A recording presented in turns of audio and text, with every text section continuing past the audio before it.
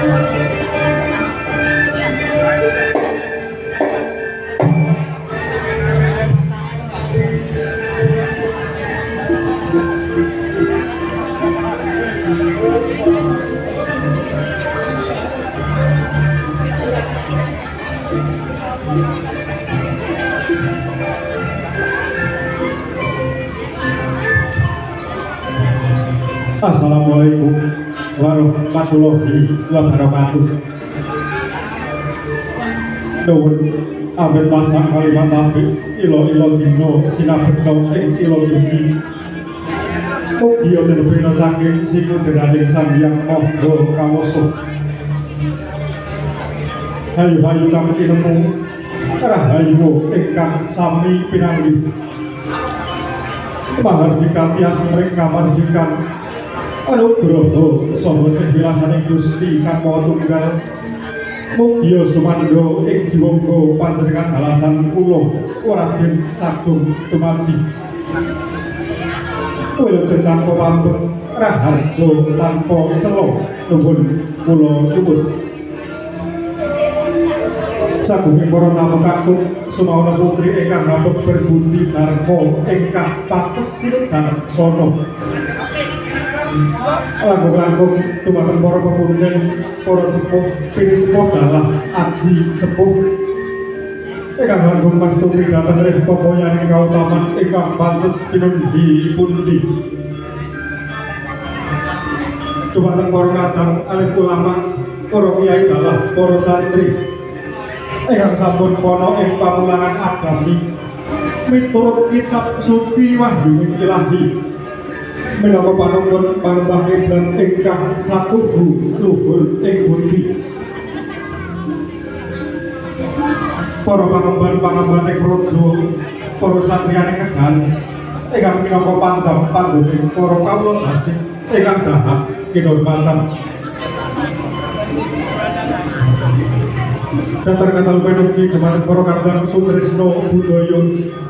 Mliginipun dumateng para kadang seniman seniwati ingkang sampun handuduk ngrembakake budaya Jawi ingkang dahak kula tresnani ugi. Ewadene kala ari kang piniji niki hari Jumat Pahing Kandhiti Surya kaping selangkung April 2000 selangkung panjenengan sedaya tasih dipun keparkaken kepal manunggal kanthi ing kawilujengan. Saengga panjenengan sedaya saged nderek pangayu bagya anggenipun sedaya warga masyarakat Desa Gadu ngawontenaken tasakuran sedekah bumi utawi kas desa. Sampun pikantuk donga saha pangestu panjenengan sedaya ing pangajap mugi sedaya warga masyarakat Desa Gadu pinaringan seger waras saha panjang yuswa saha dipun gampelaken pados sandang kelawan tangan. Amin amin ya rabbal alamin. Nuwun dumateng para tresna budaya saha sedaya para rawuh saderengipun pagelaran kalajengaken panjenengan sedaya kula dherekaken manuku puja sawetawis menawi inggih ngaturaken puji syukur wonten ing Gusti Kang Maha Kawasa. Awit luminuring barokah rahmat saha hidayah satemah hamba bargaya pangalihipun ingkang tumaduk dhateng para kawula tasih. Saking suku saha menika kalih kula sedaya warga masyarakat Desa Gadu Kecamatan Sambung ngrawuhaken sedaya seniman seniwati langen bersantayung ingkang wekdal siang menika badhe atur pangipun dumateng panjenengan sedaya. Ananging saderengipun pagelaran kalajengaken apabila samangke kula sakadang ngaturaken pangipun dumateng panjenengan sedaya utawi dumateng handika sedaya boten pranane kekalih panjenengan sedaya kula sakadang nyuwun agunging samudra kangso.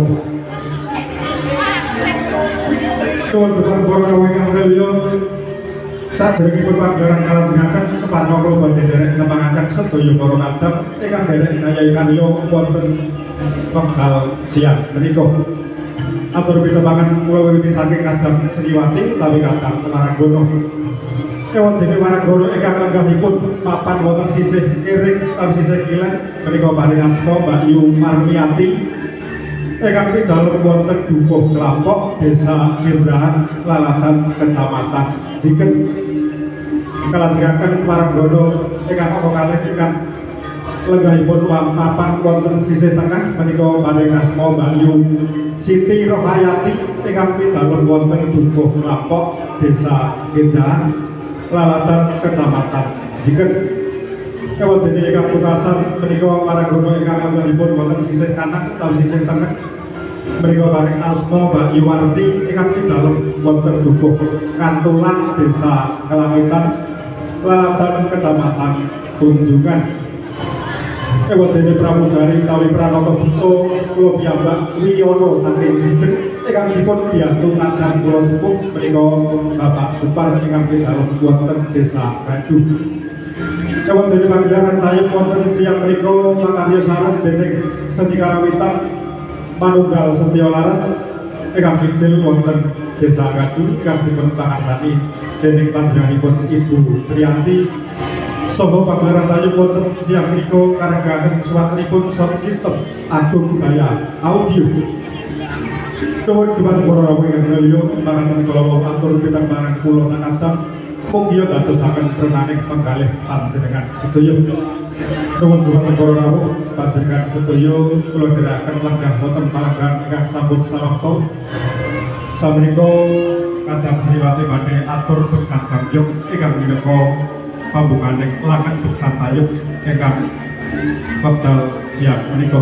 Nuwun dhumateng para kadang pengarep manunggal sedaya manis kula sedaya. Nuwun.